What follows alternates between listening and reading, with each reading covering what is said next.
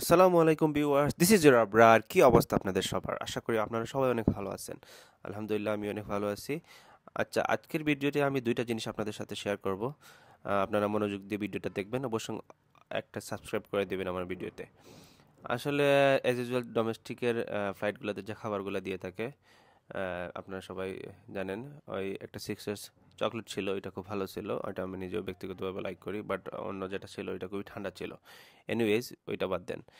যে সময় বিমান বাংলাদেশ এয়ারলাইন্সের ফ্লাইটটা বাংলাদেশ সিলেটে ল্যান্ড করলো, তখন আসলে অ্যাজ ইউজুয়াল অন্যান্য ফ্লাইটের ক্রুদের মতো বিমান বাংলাদেশের এয়ারলাইন্সের ক্রুরাও বারবার বলছিল যে আপনারা কেউ সিট থেকে দাঁড়াবেন না, আপনারা বসে থাকুন বিমান স্থির থাকার অবস্থা পর্যন্ত, এবং এরপরে আপনারা সবাই নামবেন। কিন্তু এই যে দেখতে পাচ্ছেন সবাই লাইনে দাঁড়িয়ে আছেন, মনে হচ্ছে মানে সামনে রিলিফ দিচ্ছে। আসলে আমাদের ধৈর্য খুবই কম।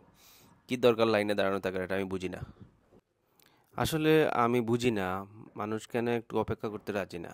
বিমান তো এখানে দাঁড়াবেই, আপনারা নামবেন, বিমানটা থামতে দেন না। কি দরকার তাড়াহুড়া করার? বাসে যেভাবে, লোকাল বাসে মানুষ যেভাবে দাঁড়িয়ে আছে ওভাবে দাঁড়িয়ে থাকেন মানুষ, এবং প্রায় সময় এটা দেখা যায়। এবং এটা বোধহয় আমাদের বাংলাদেশেই বেশি, বাইরের দেশগুলোতে এরকম তেমনটা দেখা যায় না।